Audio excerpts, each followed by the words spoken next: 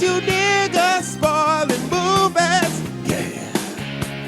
Brandon Collins, that's me, and Justin Brown for your movie needs. Medium popcorn. Woo! You haven't seen it, well, we're gonna spoil it. Spoil it in your face. That's your warning. So if you get pissed, it's all your fault. Woo-hoo. Woo-hoo.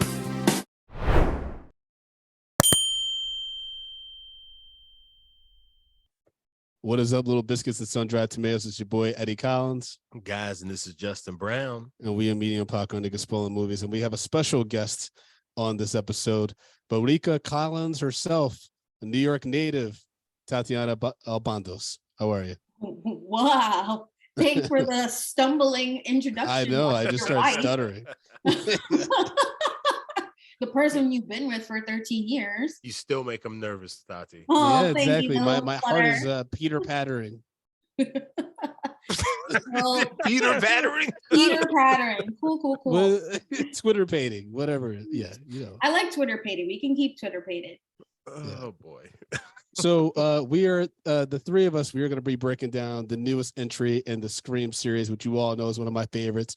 Unfortunately, this year we were not able to see this together because when we saw Scream 5 together, that was a very pleasurable viewing experience. Not because I drugged Justin as he claims, but because it was just fun to be with friends and be able to talk about it immediately after.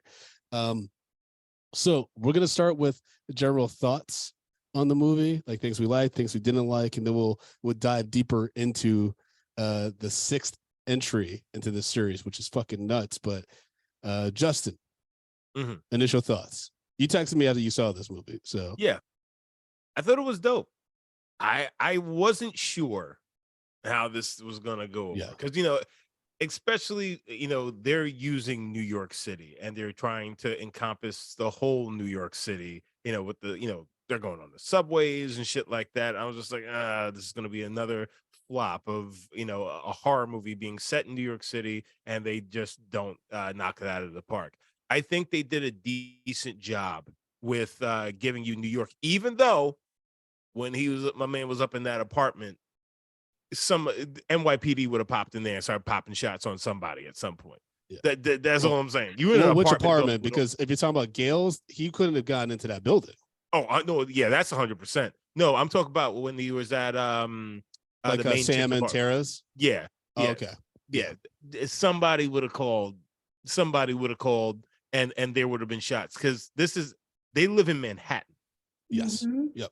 So let's chill out, guys. Seemingly near Union Square too. Like they're not in a secluded area of Manhattan. Yeah. Because it's somebody. Probably not the killer, but somebody would have caught a bullet off of that bullshit. Okay. Probably would have been the brother, but that's beyond the point. Yes, yeah. But like I thought that they did a really good job with kind of for the most part highlighting the city. Though I do think that they lost their balls in the third act. Yeah, we'll talk about that. Yeah, because we were texting about. We were like, this dude definitely should have gotten he should have died. There's no way. But Tatiana, your initial thoughts? I enjoyed it, although I think that it was a little too predictable. I figured out who the killers were and how many there were quite early. And as Brendan calls me a New York native, there's just some things, considering they're all transplants. So, there's just some decisions they've all made that me as a native New Yorker, I would never. Like there's a serial killer after me. So instead of hopping in a random yellow cab or ordering an Uber, I'm just gonna take the train. But I would say I wasn't disappointed. But I do think it could have been better. Got it. Yeah, I mean, my initial thoughts are, I think this is like, I was telling Yuvia this before we started recording. I think this is my third favorite Scream movie in the whole series, behind 1 and 2. I love the opening. The opening really was like something different. And it also technically, and spoiler alert, everybody, we technically have 5 Ghostface killers if you include the dude that got killed in the fridge, which is wild. There's like killers killing killers, which is really cool. This is the first time we saw 2 Ghostface attack one person at the same time. No, you have 6 Ghostface killers. What do you mean? The ending. Oh, with Sam in the Ghost. Oh, well, yeah. I mean, we'll talk about that. That was yeah. And also, like, there's definitely some character flaws. I definitely think that this is the weakest Ghostface, even though Ghostface was playing 0 games. The fact that spoiler again, everybody, there were 3 killers, like, officially at the end, and they didn't kill any of the core 4, which is triggering to Tatiana and we'll talk about that. But they didn't kill any of those motherfuckers. Even after 2 of them are stabbing up Chad, like, they filleted that motherfucker. I don't think you know what a fillet is. He literally looked at her and just said, "Survive." He Tropic Thundered that entire scene right there. So I actually think that I do think that Gail and Chad, I think they got, but I do think with like screenings and testings, that probably didn't test well because it was a slightly disjointed in those spaces. And the way in which Chad was getting freaking all skewered left and right, he would have like, his lungs would be collapsing. Like to make out with Tara at the end. Like that was the thing that was like, oh, we're getting like too much. So I guess I'll give a little pushback on that aspect because it seemed like they were just like stabbing like that. They were like, rapid firing. I don't think they were really going all that deep. So those he got stabbed a lot, but a lot of those could have been flesh wounds. I will say also those were the kids. True. Yeah, they're probably those were the kids. They're not as experienced on really taking a motherfucker out. Although they said that Quinn was the one in Gail's apartment taking out the brother from Merry Little Christmas and then stabbing her up a bunch of times. Like, that little girl was fucking all those. I mean, she was a grown woman. Apparently, she was like around Sam's age, I guess. But yeah, she was going to kill Gail. Yeah. Oh, so I will say I do concur with Justin in the fact that the stabbings in this movie are very haphazard. They're very frantic and chaotic in ways, especially like Sam in particular, where she's like going ham on the police officer dad, spoiler. And long story short, it's like she's just stabbing him in his arm. She's not really doing any deadly like chest. No. But that's the thing. I said the same thing, but then I realized she was stabbing around the bulletproof vest that he was wearing. Yep, that's what I was trying to tell Tatiana. She's like digging under, and she was getting around the bulletproof vest. She couldn't stab him in the chest here. It was. I get that, but with the last installment, so with 5, she was very chaotic then because that was her first time killing. Yeah. But in this one, she's very like loose. It's like when you see a girl fight for the first time and they're just like throwing they're just throwing punches, but they're not hitting anything. It felt like that with a knife. I mean, it felt like De La Hoya fighting Floyd Mayweather. That fight, no, like it was just to the body, but she wasn't doing anything.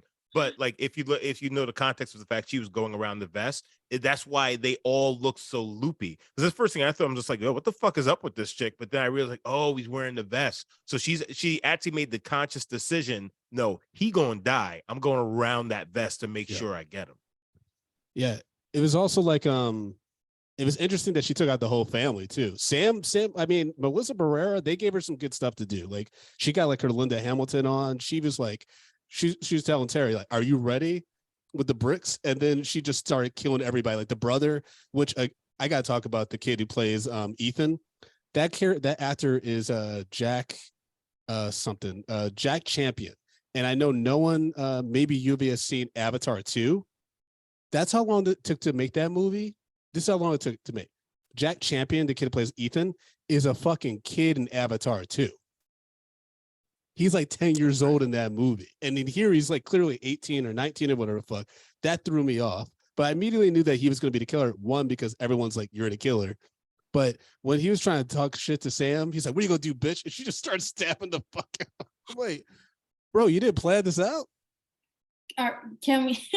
there's like so much going on. There's a lot going on in this movie. With one, if you Google like just Scream 6 and you see the cast that pops up, the actor Jack Champion, it is his headshot of when he's like 10 years old. It's not even like him now.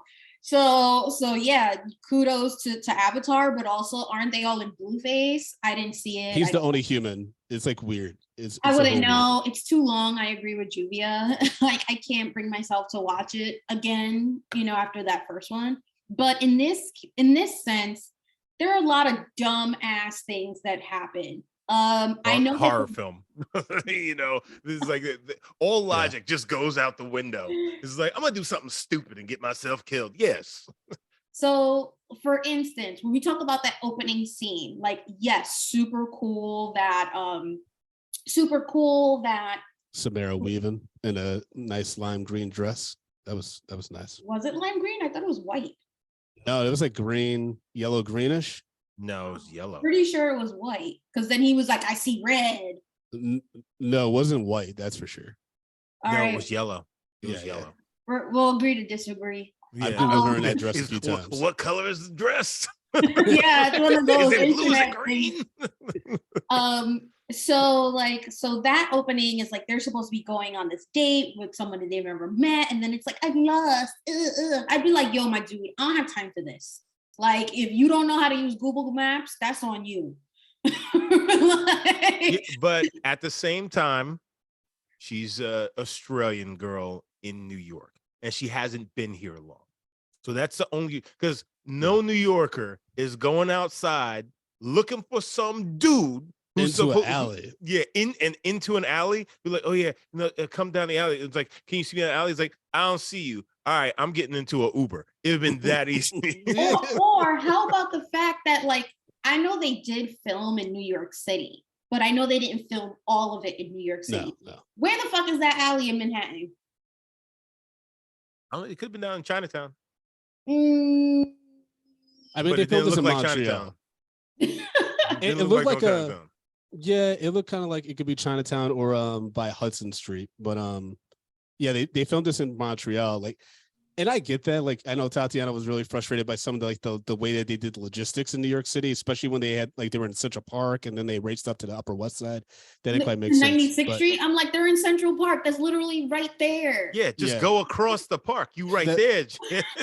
Also, why did it take them 7 hours to get to Gale? The time of day didn't sync up either, because it was like daytime when they're in the park, but then it's nighttime when the Gale attack happens. But anyways, going back to the first scene. Mm-hmm. I love the Tony Ravioli, like, he reveals himself like he's a student of Samara Weaving's professor character.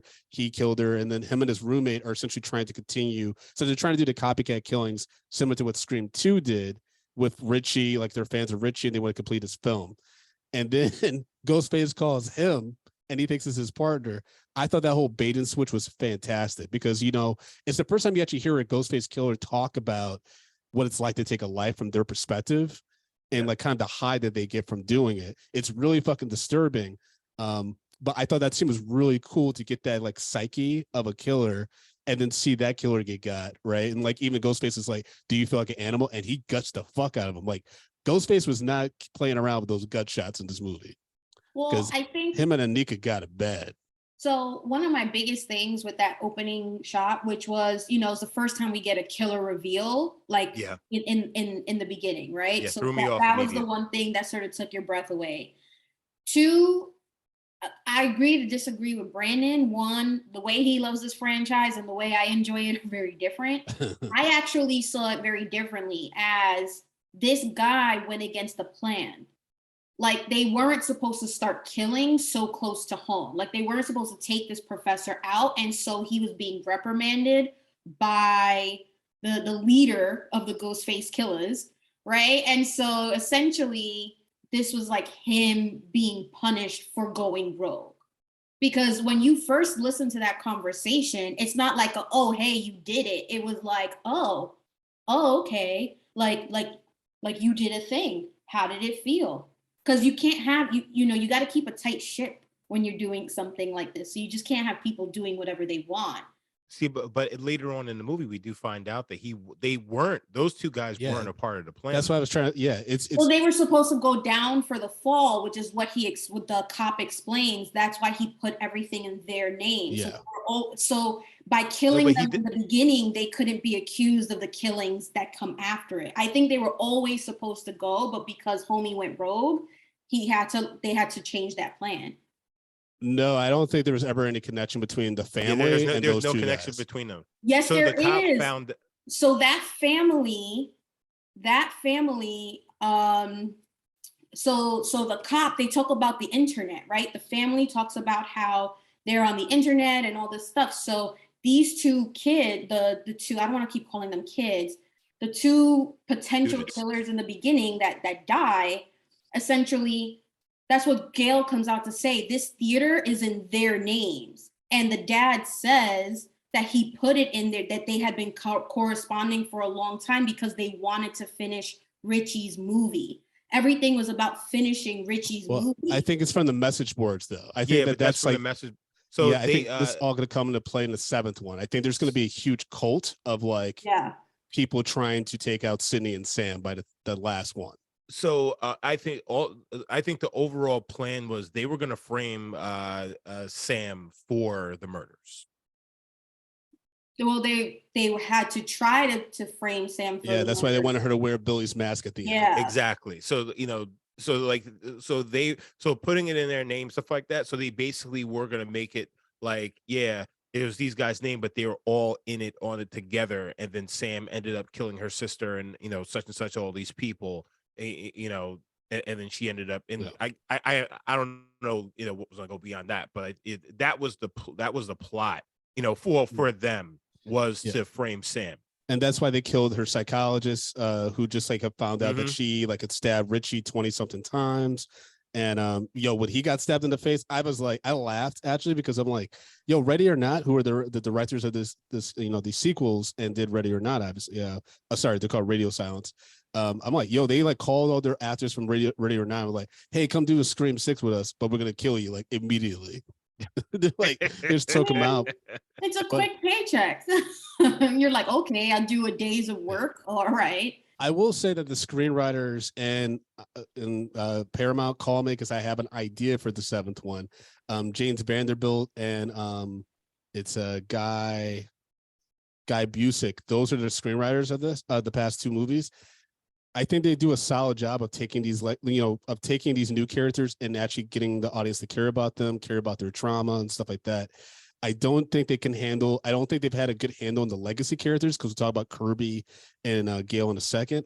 But I also don't think they're doing good with the murder mystery aspect that makes Scream so cool, because, we were all talking in various ways from the beginning. When we first saw that trailer with the bodega, I'm like, it's got to be a cop, the way he's handling that shotgun. That's not like a novice isn't just going to be able to take a shotgun like that and shoot a dude in the face. You know what I mean? And the way he was handling it, I was like, okay, so that one's a cop. And then, so you're like, I already know what one of the killers might be. Right. And so then once you hear that, and then the Quinn roommate, towards the beginning is like, oh, I had a brother that died. And then you hear this, and then the detective's talking about his son, losing his son. I'm like, so that's probably Richie's dad. I thought maybe it could be Stu's father, but I'm like, I think Darren Malloy and Matthew Lillard aren't too far in age. So I was like, that doesn't make sense. So, and then once Sam got the call from Richie's phone, I was like, okay, so that's Richie's dad, obviously. Yeah, it was like who else is out there? Richie's sister, because she also was like, oh, my dad transferred from the police department in our whatever. She was transferred to the NYPD because she moved to New York. Yeah. And I was like, first of all, I mean, I don't work for the NYPD. I have family who have or are.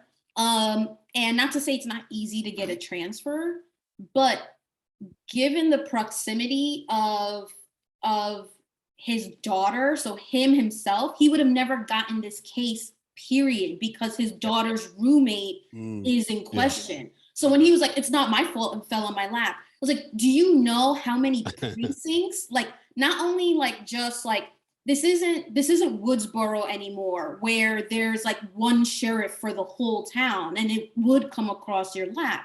there's so many precincts. So this man also has to be in a precinct that serves the area in which the woman got stabbed, the two students were murdered, as well as everything else that follows. There's just too many precincts for that to happen. Yeah. And he would also have to be a detective. They don't put a regular ass beat cop on this stuff. They put a detective on these things. So it's kind of like he's a cop, but he transferred, so he'd be a regular ass cop, but he's clearly a detective. So it's like they kind of took this Woodsboro logic and tried to place it in New York. And that's what fell short for me, which was like, obviously you're involved because the strategy behind this would require someone to have a certain know-how, that it was just like the NYPD is too fucking big for and he would have had a partner. Let's not forget about that. Well, and then also Kirby just showing up as a FBI agent, and she's just like, yeah, so I want to be on parties. Like, okay, that's not how it fucking works. Exactly. Especially in New York fucking city. That's what I was kind of like, out of here. Yeah, that's when I was kind of like, oh, it could be interesting if they made Kirby a killer, because that's like completely insane that she would be able to do this, given her connection just to Ghostface killings. And then it sounded like her and Sam already knew each other. Obviously, she knows Gail, so again, that conflict of interest. Also, I gotta say, and this is Hayden Panettiere's first film in like I think 5 years or something like that. I feel bad because her whatever work she's had done doesn't look great, or at least maybe the way they shot her, she didn't look the greatest. And I thought that was like a little bit distracting, like the hairstyle they gave her, everything they kind of did with her and Courtney Cox. I felt was like it was at a disservice to the actresses in some ways. I mean, Hayden, I think she wasn't she?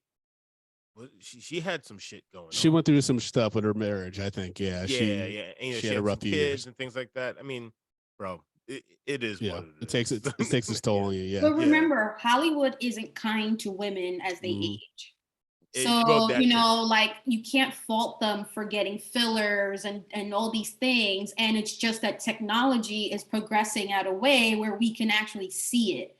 If this were regular even like 2K versus 4D, like thinking about stuff like that is it just, I'd say the industry is probably the one to blame for the reason why they've decided to take the route that they did. Yeah. But yeah, like Kirby's supposed to be like a 20 something, and she looked like she was like a 40-year-old mom ready to ask for the manager at Walmart. No, she said that she was 30.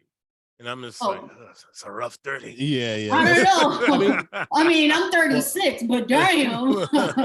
Well, I think that's what's interesting about what's going to happen in the next one, because they all have this collective trauma. And I actually really, and this is a weird thing, because the last movie, I really liked the Mindy character. And this movie, I found myself really liking the Chad character. And then I realized one of the reasons why they probably kept him alive, he's the only male character right now. Yeah. In like the core group of survivors. So just, given that there's male directors and male writers are like, we got to keep one guy alive. Obviously, like Sam's boyfriend or whatever that guy was doing, he's also still alive. But I like Chad's character because he has that moment where he really starts freaking out. Like he starts crying a little bit because he's like, yo, he got stabbed like 8 times in the last one.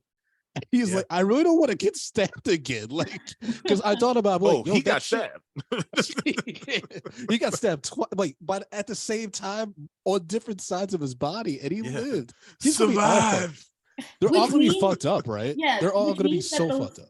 Those two killers who were the cops' kids, they ain't shit. Like they should have been hitting up the gym, getting some workouts in to make sure that they were gonna really be able to do some damage, because I mean, it's about working smart, not hard.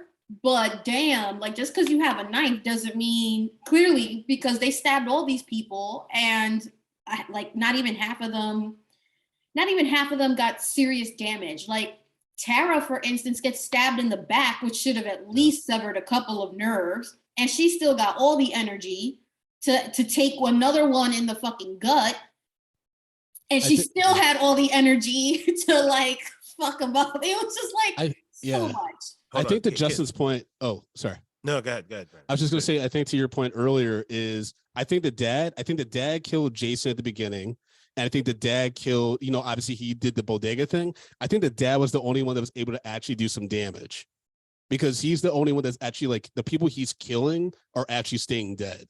Obviously, they staged like Quinn's death and stuff. I don't know if the dude who was attacking them in the apartment was Ethan or the dad, but I imagine it's probably the dad because the way that he was about to gut Anika, that was pretty rough. And you have to be pretty strong to do that. He was holding her up like Mike Myers. So let's talk about the dad, Dermot Mulroney. Maroney, I think, who's been in My Best Friend's Wedding and Shameless. Yeah. I wasn't a fan of his in this movie, right? It got weird, especially at the end with the reveal. I was just like, they could have got somebody else. It felt like he was trying to camp it up the way that Laurie Metcalf did in Scream 2. Like, obviously, there's a lot of parallels to Mrs. Loomis, but it didn't quite work with the way that, like, it felt like everyone, including Jack Champion, they kind of ramped it up to try to be like Stu Macher, like fucking crazy, like unhinged, versus just like, I think if they just played it straight, like we did this just to like kill you because you killed our brother or my son. Yeah. I think that would have been played way more fucked up because the Hayden's weird. It was really weird. It almost like his delivery on that almost felt like Shawn Wayans in the Scary Movie. But wait, there's more. like that's how campy and ridiculous it sounded. I was just watching. I'm just like, he sucks. And like I hate to be like that dude. Just it was like, that's a bad. But like I did not like that when he started talking at the end. It took me out of it. It took me out of it, and I was just like, what the fuck is happening right now? I know too much about the Hollywood machine though, because Tatiana will attest to this. Like, I remember when Jack Quaid got cast in 5, I'm like, he's probably the killer. And then when I heard that Delmar Maroney was cast, I'm like, he's probably the killer too. Because you're gonna get these like actors that have a lot on their plate. Like Delmar, like he's not a household name or anything, but he works pretty and he works in good stuff. And I was like, if they got him, it's not gonna be for some bit part where he's a cop that gets killed or something like that. He's gonna probably be the killer. And then once I saw the bodega thing, I'm like, he's gonna be the killer. Well, without Brandon's, secret insight into like how movies work. I'm not a wizard, Tatiana. Why'd you have to use your hands like that? There was a point where they had said family so much. I was like, oh, is this our Fast and Furious family drinking game? Yep. Like the amount of times they said family, I was like, Mindy did say they were part of a franchise now. Yeah.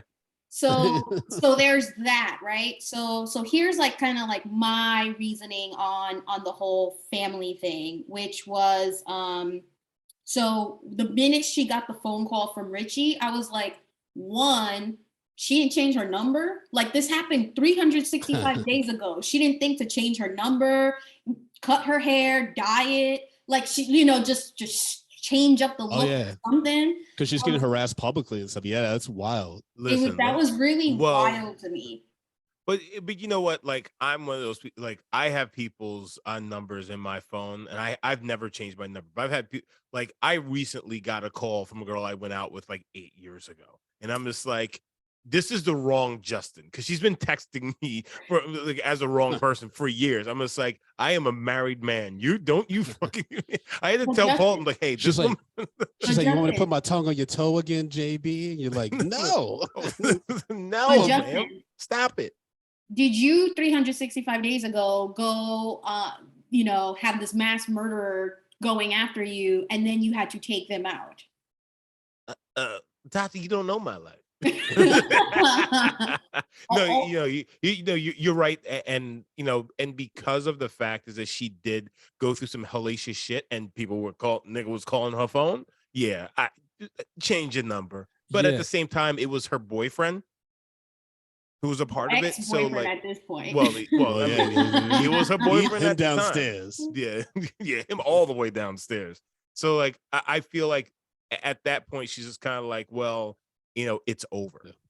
Yeah. In her mind, she may have thought it was over, even though she didn't live like it was over. I mean, yeah, because Tara's out here trying to live her best life, and because she hasn't like yet dealt with the trauma of being stabbed like 9 times and attacked by her sister's boyfriend because she happens to be part of this fucked up legacy from their hometown. I would say though, I like that there was 3 Ghostface, because I was like, all right, finally we got something different.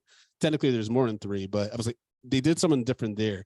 The only issue again with the family is this is different than Scream 2.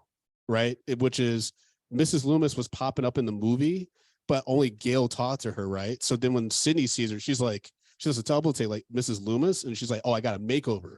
Whereas Richie's, wouldn't you research your ex who tried to kill you's family just to make sure? Like, I'm surprised Sydney wasn't like, "Hey, keep an eye out on anyone related to these two motherfuckers." Like, or Gail. yeah, Gail, who crazy. is the investigative journalist and sold a book, didn't figure out what fucking stock this dude came from. Yeah, see, like me, if somebody did some fucked up shit to me, it's like I don't give a fuck about their family. Once they're gone, it's over. I don't have to worry about that shit. You know, he's dead now, right? And also, we also have to realize that this is her first run with all of this bullshit. She doesn't realize the motherfuckers come back, you know, all this crazy shit. But so like I get that, but Gail does. And that's where shit comes unraveled. Gail of all people should know better. And also the fact that she was fucking that dude from Merry Little Christmas series. I will never, ever in my life respect her character ever again. He has two lines, bro. He's a horrible actor. But she's not an actor in the movie. I don't care. The fact that we can identify him from another work is like on us. like we recognize him from Merry Little Christmas. I don't think anybody else watches. No one ever, because no one was subjected to those terrible movies but us. Just on this podcast, I saw him and I wanted to throw a rock at the screen. It's so funny because I had recognized him, but I couldn't place him in the Justice. Like when Merry Little Christmas fucking showed up, I was furious. I was like, what? And I was like, the boyfriend. He was like, oh my God, that was him. I did like that scene though. That's one of my favorite scenes in the movie because that's the first call between Gail and Ghostface. And he talks shit about her. He's like, one, you wrote that book you say you weren't gonna write about what happened last time. He's like, two, you know, it would have been like, because this is a fan theory, and it's funny that Ghostface mentioned it. It's like, you know, you're the one out of the three original that would have cracked and become Ghostface to keep your fame going. And I like the way that he taunted her. And then I talked to Tatiana about this. This is by far the best shot Scream movie. The cinematography was dope. Like the way they had some of those shots with Ghostface, especially like doing the double swipe, or when Sam's dressed up in Ghostface coming through the curtains while the movie's projecting and shit like that. Like this was a really good looking fucking movie. Yeah. But if that was the daughter in the apartment, how did she throw that grown ass man through the bookcase? Yeah, she fucked him up. She grabbed him behind, clearly stabbed him up behind the bookcase, and then threw him through. Yeah. And I don't give a fuck what's going on. If I'm talking to a murderer on the phone, my senses are heightened. Mm-hmm. I mean, she did call him back. She did. That was hilarious. I mean, that was like, actually that was great. So one of the things I pointed out, and I'm gonna hold my overall, you know, conclusions till a little bit later. But hold on. I'm sorry, Tati. I'm sorry. Something just dawned on me. She shot into that fucking closet. It wasn't the daughter. It was the dad. No, because Quinn says like I attacked Gail and Mindy. She like says it in the third act when she reveals herself. Okay, so it doesn't make any sense. Yeah, it would make more sense if that was the dad because the bulletproof vest and she shot into that closet. Well, but the dad is also with Kirby and the fucking Scooby Gang in the park tracking the call. So well, no. He was in the park. Yeah, And they took his car. Remember? Yeah, you're right. So he couldn't have got crazy there and illegal. So it couldn't have been him. So they established it. You know, that's where like the brothers in the van. Dad is on a bench. You know, watching Tara and Sam. So the only one left, unless there's a fourth sibling that's, you know, hush hush, we don't know about. But, you know, realistically, I don't think that she's taken out this grown ass man the way she did. I think she could have taken him out with enough like energy and force, but like, I don't know, maybe she got some fucking Bane serum, like 5-hour energy or some shit before she goes on a killing rampage. Yeah, but to throw his limp body through that fucking bookcase, that was too much. So if you're Gail and you are super duper famous at this point. You live in a high rise. She intentionally picked something that is like on the 30 something floor or wherever the fuck it is. You would imagine that she would have better security in her house. Oh yeah. But also, why does she not have multiple weapons throughout her house that she would know about? And then why is her gun in a lockbox that requires a code and not some like biometric, like her fingerprint or a face scan? Like I understand for the movie, it makes sense because she would be nervous. But if you're Gail Weathers and this is the umpteenth time this has happened to you, I'm keeping a strap on me. I'm keeping it under my pillow. I'm keeping it under my fucking cabinet in the bathroom with the toothbrush. Like, especially when that shit's picking up in the city and there's people like buying more Ghostface, because you don't even have to worry sometimes about the motherfucker trying to get Sam. It could just be a crazy motherfucker now that's like, oh, I'm going to capitalize on this Ghostface sales and dress up like him and kill Gail. Like, because that could be her crazy ass doorman. It's a fan or some shit. You know what I mean? But yeah, way too many copycats. This is the seventh fucking movie. No, sixth movie. It's like the sixth time this shit has popped off, and she hasn't learned her lesson yet. She literally tells him, like, you're like the 10th dude to try to do this. Like, and so that was a little disappointing. Like Gail gets played dumber a little bit in this movie, and I think it's a disservice to her character because she's usually smarter and way more with it. You know, she's the one like usually like whipping everybody into shape and being like, okay, remember last time, you know, like, so that was one that was a little disappointing for me because I'm like, Gail knows better. And if they weren't going to kill her in this one, like they shouldn't just have her go out like a pendeja. Like she didn't, like she doesn't know. She knows at this rate. Yeah. It is very frustrating they didn't kill her. Like, because especially given that she wrote the book and that she actually is regressing, because when she goes to Sam and Tara after they've been attacked in the bodega thing, she's wearing a similar dress that she was wearing in Scream 2. Oh, actually Scream 1. It's like she's got reverted back and there's no consequences to that. Like Tatiana said, there probably was a cut where she did die. And then people were just so upset about it for some reason. Yeah, and I honestly think that the brother was going to make it through one way or another, but I think Gail was the one that they tested against. And they were just like, no, we can't kill her because remember, they didn't show her. She was said, oh, she's going to be all right. Yeah, you're right. Yeah, they never showed her after that apartment scene. Yeah. Well, no, she also has like one line too where she's like, where like Sam and Tara run up and they catch her, which what kind of fucking building does she live in that they just everyone's able to get everyone gets to run up to her house, to her apartment anyway. So she was like, oh, tell Sydney that he didn't get me. Yeah. So it's a weird line, but the shot is very like her just laying on the floor.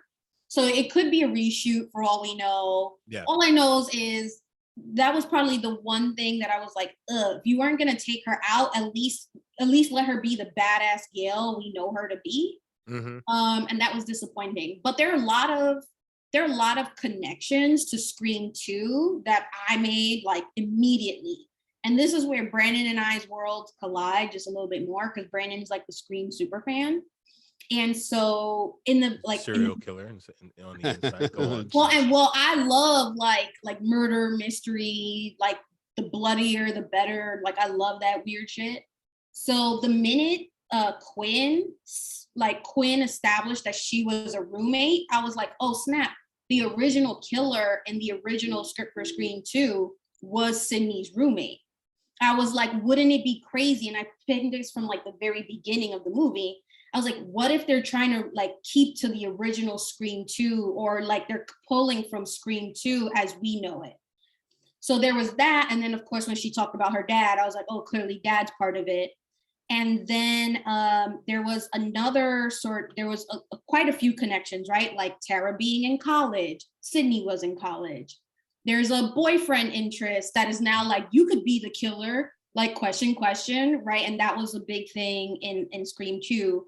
But then in the end, when they're on the stage and there's all like the flashing lights and this and that is very reminiscent of when Sydney was like doing that play. And there was all like the Greek with the Greek mass and the thunder and the this and the that. And she kind of like freaks out. but she also like that's when she kind of like goes balls to the wall and like whatchamacallit? Sorry, Brandon, pick up for me somewhere. I mean, I think there was a lot of homages to the past ones. I think for me, like again, going back to the writers, that's where they really fall short, is the murder mystery aspect of it.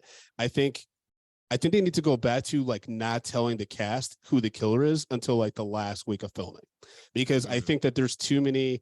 This started with Jack Quaid, like because if there's a scene when they meet Dewey in 5, where Dewey opens the door and it's Sam and Richie, right? Richie has a look on his face that initially could be taken as like, oh shit, I can't believe we're doing this, but it really is, I'm a super fan. I can't believe I'm meeting the real Dewey, right?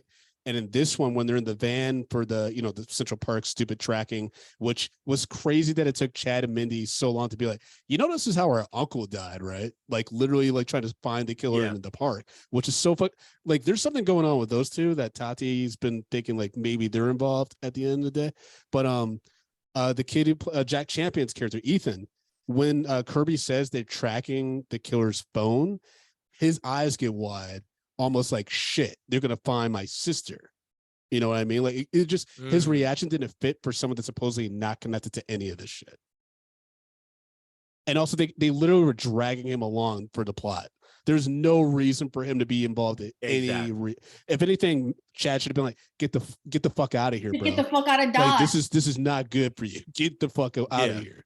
Like there was things like that. These roommates right here. No. Get out of here. And because it's such a big part of the Scream franchise, which is like who done it, and like either I think the next one they have to be very upfront with who's doing the killing and just like seeing how our hero's going to get through it, or essentially everyone needs to kind of be the killer. Like it's getting too predictable, and for me, that's the most frustrating part about 6 was like I figured out who the main killer would probably be, and it was just about, all right, so how many other killers are going to be? There's probably going to be 3 because they're going to shake it up a lot. That's why the opening for me was so great, because I was like, oh shit, did not see this coming. Like this is cool. But then they, there are some other like Easter eggs for other horror films. Like in the beginning, there's Jason watches Friday the 13th, Jason Takes Manhattan. So there's like that homage. Also, apparently his roommate is dismembered the way that a body is in Jason Takes Manhattan in that film. Justin, I was telling Tatiana about this in the opening scene. It actually was is very interesting. There's an Easter egg of a poster for the last podcast on the left in the background. Kevin Barnett used to do that show. Really? Like, yeah, back in the day when they used to record at Creek in the Cave. So I was like, oh man, that's a cool little connection I have to that. R.I.P. Kevin. Yeah. But apparently Chad is part of the fraternity that Derek from Scream 2 is a part of, and that Tara has a quick line about how she's thinking about pledging to the sorority that CeCe Cooper, Sarah Michelle Gellar's character, was a part of in the second one. So there's all these like kind of throwbacks and connections to like, the other Scream movies. I did also like the Killer Museum. I think it's insane that they were able to get all that equipment, even with that dude being a detective, because those are like the close of the victims. Yeah. Like not even the killers. Like, what the fuck? Why would you have that? Yeah. So the NYPD is getting sued all the way up by the core 4, right? Well, again, like the city's destitute now, right? Because that's insane. He had to use his cop connections to get that stuff, right, for his son. Well, I think those are his cop connections wherever the fuck he was from, not. You're not trying to put that on New York. You're like Mayor Adams. You're like, that ain't us. That's I'm never trying to cover up for the NYPD. No, but it would be on the NYPD, because regardless, if this is going to a lawsuit, they're going to sue the NYPD, which is then going to draw them to the previous department that he worked for, he got it from. So either way, the NYPD is going to get a lawsuit, because at the time when all of this revealed, he was an NYPD cop. So it doesn't matter. So what I was going to say was, you're worried about how he got all these like evidence and trinkets and shit. How about the fact that 1, he actually killed all these fucking people while being an officer? 2, the fact that he covered up several crimes, including like the death of his own daughter, which they would have pulled him off that case immediately. Supposedly he was. Yeah, that's when he was like, let's just kill this motherfucker.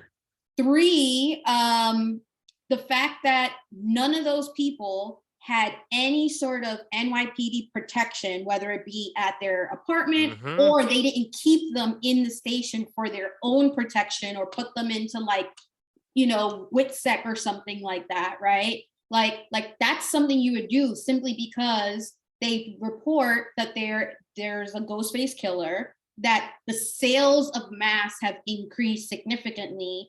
And I think somewhere in the movie it's thrown around where they were worried about copycats. So like with those 3 things just alone, you'd be like, okay, Tara, Sam, all the rest of you fuckers from Woodsboro, let's go. You too, Gail, since you're also high profile. The last thing we want is a crazy person. But given all of that, there was no increased police presence anywhere in this movie, like even just like in the background on the corner, not even on the train that they get on. At their college, like even like Ghostface would have been banned from like any kind of public appearance. They would not have allowed like that many Ghostface people on public transit. New York would have pulled every fucking Ghostface mask that was on the shelves. You couldn't buy them. That's not the kind of shit that happens here. And so that was like my biggest thing as a New Yorker, of being like, this is my problem with taking Woodsboro police logic and bringing it into one of the most congested cities in this world. I was like, and talking about the NYPD again. NYPD is a lot of things, good and bad. I don't think they would have flubbed this up this bad, especially in 2023 with facial recognition. NYPD has billions of dollars in their budget. They would have found out who this fucking killer was. This is post 9/11. This is post 9/11. And you're talking about New York post 9/11. Ghostface would have been a ghost like that. That's the one thing is like, I wonder if the screenwriters like have any relation to New York City, because, you know, it did feel like transplants wrote this, like, because even like, you know, Tatiana pointed out as soon as we exit the screen, she's like, they would have never let them take the subway by themselves after they've been attacked so many times. Like that scene wouldn't even happen. It was a cool scene between them, you know, with them getting split up and all the different costumes and getting to pay homage to a bunch of stuff, but it just didn't make sense logistically. They would have been brought in for questioning. Like after Gail gets stabbed a gajillion times, you know, and her boyfriend's now dead, they also would have been like questioned for hours on end. It was just like little things that were unbelievable. And I think the marketing is what like was the winner here for this movie more than anything. Even that subway scene, right? Which you're like, okay, I don't know if everybody knows how the A train works, but they weren't wrong with like from 96th Street to wherever the heck they were going. 72nd. You know, because there's that big gap in between, you know, shit like that. Yeah, because they were on the 1 train and shit. Yeah. Were they on the 1? I thought they were on the A for some reason. No, they were on the 1 train. Oh, never mind. Because I was gonna be like, y'all sitting on my A train and I'm not with it. No, but but here's another thing. When in the history of New York City has somebody had their whole fucking body between a door and then they got pulled in by somebody else and that door immediately closed? That doesn't happen. That doesn't happen. That door would have went, it would have been thing, and then would have been opening up. She could have gotten to that fucking train. Yes. Like that was insane to me. I was just like, train don't work that way. No. She could, if he's through the door that way, it would have opened up and she would have been able to squeeze in. They were touching each other. It was really wild to me how that train scene worked out, simply because I was like, the coordination they would have had to obviously know that, one, the dad was like, the cop was the one who suggested take the train, which then because the brother is in the circle and then the daughter is the killer, right? So she clearly has to be lurking nearby. Yeah, she's able to roam freely because they think she's dead. But what separates Mindy from the group is actually not the guy playing Richie's brother. It's just general fucking subway traffic. So like that doesn't make sense either, you know, because unless they were planning, like you just can't plan for that to happen. So in the case that all of them would have gotten on the train together, that one Ghostface killer was not going to be able to take out all of them. So it was like, what was the plan here? Like they just happened to get lucky that the two of them got separated from the pack, that the brother was able to keep eyes on her, and that the sister, Ghostface, Quinn, happened to stumble on the same cart with them. Like, and then also the fact is that she was in that corner, the back of the train, where it just so happened everybody's fucking asleep. Everybody's asleep, so nobody saw nothing. Yo, yes, people fall asleep on the train in New York City, but not like that. Not like also that. When motherfuckers fall asleep on the train in New York City, they got one fucking eye open. like yes, I understand it's supposed to be Halloween, but motherfuckers falling asleep on the train, they're like this. Like, nah, you do not fall asleep just like knocked out to the fucking world on the train unless you are trying to get robbed. So when she's getting like, this girl is stabbing the shit out of her. She survived, but this girl stabbed the shit and nobody saw anything, and she just got up and walked out. Yo, somebody would have straight up choked her shit out right there and laid her out on the floor, and she would have been arrested. Again, I think I get what we're saying, but I think, again, it's just like a throwback to Scream 2 when Jada got stabbed the fuck up in a crowded movie theater and no one did anything. You know what I mean?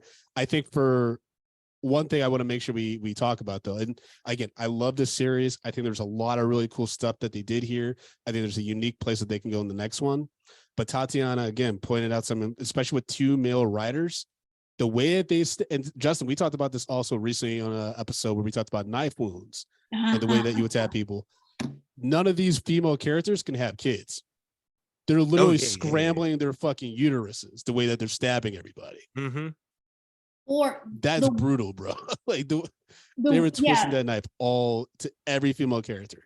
The way that like these women are getting straight quote gutted in a lot of ways is one, like the girlfriend, Mindy's girlfriend, who doesn't make it across the ladder, which Anika, I will say was a valiant effort. Like, you got to get the fuck out of there. Kudos on the neighbor for throwing the ladder across. That was a great scene. I really like that scene. I was like, the way she was cut from like side to side, her fucking intestines would be pouring out. Yeah. So I think they're, for as gruesome as some of these like attacks were, I'm very much like, if you're going to do it, do it. If you're going to sit there and show a body completely dismembered and arranged in a refrigerator, then when you gut somebody, have their intestines popping out of their, you know. So it was weird that she, one, would still be okay to run around and shit like that. You know, nevertheless, like crawl across a ladder without having fucking blood gushing from her midsection. Right. So it's like there's levels to it. I'm not saying have the guts come out. Sure, do have the guts come out, because that has happened in Scream before. But it's just like, also, you know, blood is a thing. So these people just don't get stabbed once and have this little ink blot stain and that's it. Blood keeps flowing. Blood keep flowing. Okay, so let me just say this. What's even more egregious than that was the fact that Jenna Ortega stabbed homeboy in his mouth and turned the knife, and this motherfucker gets up. He's like, dude, bitch. And it's like, nigga, you dead. There's always one of them that comes back, bro. Always I know, but like that the fact that he came back, dude. Amber came back and she got burnt like barbecue, bro. It's Scream, baby. It's Scream. I don't care what it is. That was wild. Right. And to that, hold on, to the chick, the girlfriend that got killed. Yes, she should have been spilling blood, and she. I don't think that she should have been able to make it across that ladder. I mean, she didn't. No. She couldn't even make it onto the ladder. Yeah. I feel like it would have been better if he came in there and then fucked her up even more. And just as Mindy was getting across, he threw her through the window, which then collapsed the ladder, and then they grab her and pull her in or something like that. I think that's a better scene. If you're gonna go for it, like go for, you know, do something wild. But anyways, I'm a little bit gruesome and wild. We haven't talked about this, and I think it's on Brandon's radar. I'm just looking at his face. Can we talk about this whole Billy vision? I hate it. It's like the one thing that's driving me crazy. It's really bad. It's like either they make that pay off in the last one where she is the killer, which I think there's a way you could do that, where it won't be terrible. But yeah, I mean, because Skeet Ulrich, he looked old. They got this filter on him. He looked old. He's not going to be 16-year-old Billy Loomis, which is another crazy thing about Scream is Roger L. Jackson and Courtney Cox are the only ones to appear in all 6 Scream films. How do they know how Billy Loomis and them sounded on the phone with the Ghostface boys? How would you be able to identify that for every single copycat? I'm just saying. Anyways, but yeah, Skeet Ulrich looks terrible. I think stuff like that, though, is where you get the people who would look into police files or read Gail's book, because Gail would have written, they had like a voice modulator. They would be in like a police file, like, you know, this is the paint, this is the this. But at the same time, that voice modulator modulates your voice into something else. It doesn't modulate it into a specific voice. Oh, I'm not saying it makes sense. No. I'm just saying there's ways to find out. No, 100%. But like it also like if you think about it, it actually doesn't make sense that everybody has a specific Scream guy's voice on the phone, because the voice modulator would just change their voice into, you know, deeper voice or, you know, whatever like that. It wouldn't give them this specific Billy Loomis voice that he used on the phone x many years ago, you know, in fucking this shit town. That's why I was bold when Jason used his own voice when he talked to the first victim. I was like, oh shit. Like that's how he sounds. He didn't do any kind of modulation when he talked to her. Yeah, when he was like, oh, I'm in alley. Someone's following me. Someone's following me. I've been like, the fuck they are. You better get out of this. Molly, you in danger, girl. I just want to point out, and because we're gonna do our ratings, I know this has been a long episode. I want to point out we're almost done with our review. And I absolutely understand why she didn't come back if it was about, you know, she wasn't happy with the offer that she got. But the fact that we didn't talk about Sydney and how she was missing from the story, the legacy characters didn't really add anything to this. And I think it was actually for the better. And I hope that they come back with 7 and it's a focal focus on maybe Sydney and Mark Kincaid and their family and stuff. But at the same time, I'd be okay at this point with 5 being her last one, because now the ball's in her court as to whether or not she comes back, because the movie's a hit. Because I don't know if it's because of Jenna Ortega, because of the new setting, or people just like started really getting into Scream again. But this is the biggest opening of the franchise is history. Yep. And they did it without Nev. So I don't know what that means for her future in the franchise, honestly. I mean, I would argue that if I were her, I would definitely agree with you. I think the ball is definitely in her court. And I also think that she should wait for a script and that she wants to come back to, and the money to be right. I do think, though, out of the OG sort of cast, she should be the last one standing, because it started with her, right? And it's about her. So it actually makes a lot of sense for me for her to not have been in this one, where they talk about her like, oh, Sydney's going into hiding. Yeah. Right. Because why would Sydney come to New York? Like, this is not her territory. Like, it doesn't make sense. So I would pick my babies up and my husband and get the fuck out of Dodge too. Yeah. So that actually made sense. And that's something that I like, that the door is open for if and when she's ready and they're able to make it work. But would I have liked to see Sydney in this for the sake of seeing Sydney? No, because it's just not a natural reaction to when shit like this happens. It's like, I've been like, yo, this is the 10th killer. Like, I'm fucking done. Like, change my name, send me to fucking wherever the fuck you want to send me. I am done. Which is why I was a little disappointed that Gail didn't get the axe.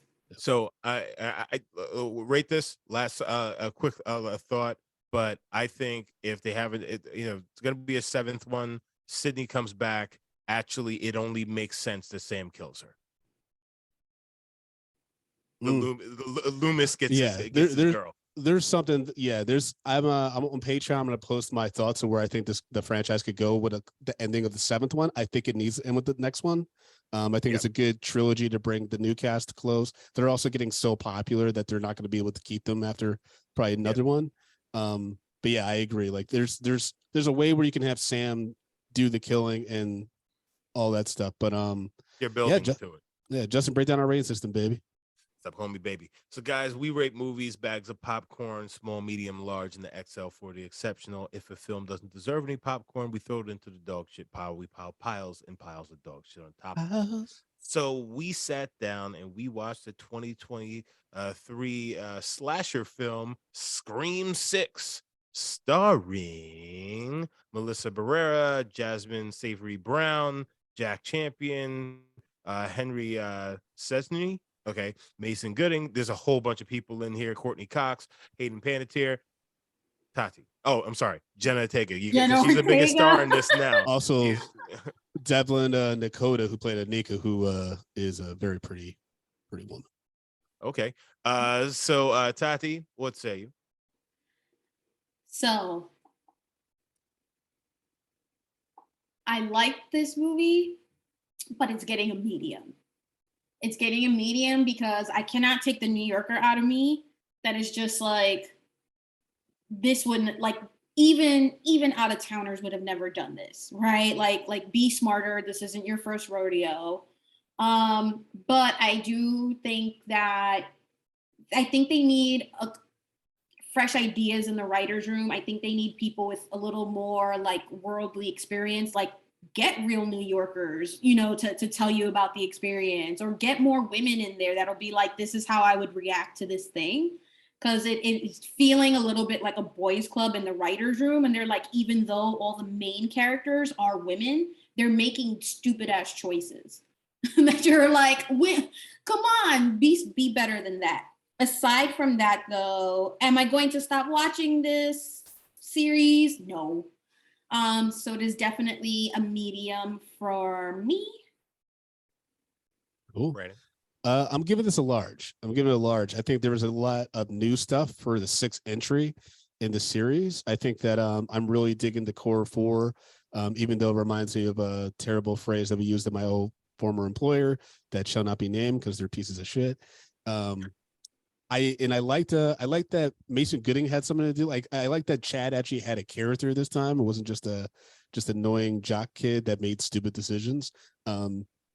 I just think that the Ghostface motive was a bit weak, even though like it's just weird that they supported this kid making these fake movies, and that the fact that he actually started killing people in real life, and they're like, you killed our brothers. Like he literally spearheaded the whole thing. But I did like that they said that Richie didn't kill anyone in the last one, which has always been a fan theory, and that Amber actually killed everybody, which is interesting. They actually confirmed that. And I like Melissa Barrera and Jenna Ortega. I like their relationship. I actually bought them more as sisters. I bought their dynamic. And Melissa Barrera, like besides like the one Billy Vision scene, I think she did a really good performance compared to the last one, which is kind of inconsistent. Justin, what's your rating? Yeah, so I'm gonna go with Tati and say that the New Yorker in me just is a little bit pissed off about this. They didn't even eat pizza, guys. No one had a pizza slice. There's coffee. Not one of them was like, I'm walking here. Yeah, there's no bagels. What the fuck? Coffee, pizza, and bagels. Nobody stopped for a fucking dirty water dog. What's going on? But no, in all actuality, I actually really did enjoy this. I went in thinking, okay, this is going to start to get old, but it did pump a little bit of freshness into it. But at the same time, yeah, there's a lot of things that we talked about. It's like, this shit doesn't add up. But the movie is so fun and kind of action packed to the point where you're just like, yeah, this stuff doesn't add up, but it doesn't kill the movie for me. It's just like, there's just stupid things that I feel like they could have done a little bit better. But overall, I enjoyed watching the movie, and that's why I'm going to give it a large as well. Oh, okay. Chitty chitty bang bang. You heard it here first, everybody. Actually, you probably listened to other podcasts that talked about Scream 6. But Tatiana, how can people follow you, bro? I mean, babe. I'm so used to doing it to Justin first. Is that why he keeps calling you baby, Justin? Yeah. We all get Brandon thinks confused he's sometimes. fucking me. we all get confused. We get names mixed up. That's why Justin calls me Jackson sometimes. It all happens. Yeah, it's weird. It's all good. You can follow me on Instagram at Boricua Collins. Also, hashtag Justice for Randy. That's what I think is going to be coming up for this next one and why the twins are so important for the next installment. She has a feeling trying to they're trying to lure Sydney out so they can. I mean, it is her fault that their uncle got looped into all this shit. Yeah, indeed. And that'd be finally, and we finally get some black Ghostface. That'd be dope. Y'all know you can follow me at American Collins on all social media platforms. You can follow the show at Media P Podcast and go to youtube.com/Media Popcorn. Push that subscribe button so you get alerted about all future episodes as well as celebrity interviews on that page. And Justin, if you want to support the show financially as well as follow you on the social medias, what can they do, my brother? Real quick, if there are black Ghostface, that will be the first Ghostface that gets shot 40 times by the police. Anyhow, guys, you can follow me at J Brown. Even a Did It bulletproof on vest all will the save socials. A whole bulletproof body. Yeah, bulletproof mask. Guys, you can follow me at J Brown Did It. But you can follow and support this show at patreon.com/medium popcorn. We have $2, indeed. $5, $10, and $15 packages. Our entire backlog goes on to Patreon. Our bonus episodes are on there. Our bonus mini shows. There's so much on Patreon. If you love this show, Patreon is where you need to be. And please leave us a voicemail on your thoughts on this film or any film that we do at 347-508-0978. That's right, everybody. I hope you all enjoyed this bonus episode. Please, again, patreon.com/media popcorn supports the show and helps us know that we're making a good decision by doing this podcast. You know, we got a lot happening. So send us your money and you get butter in your ears. Butter in your ears. It's in your ears. Toodles. Bye. Snoogans.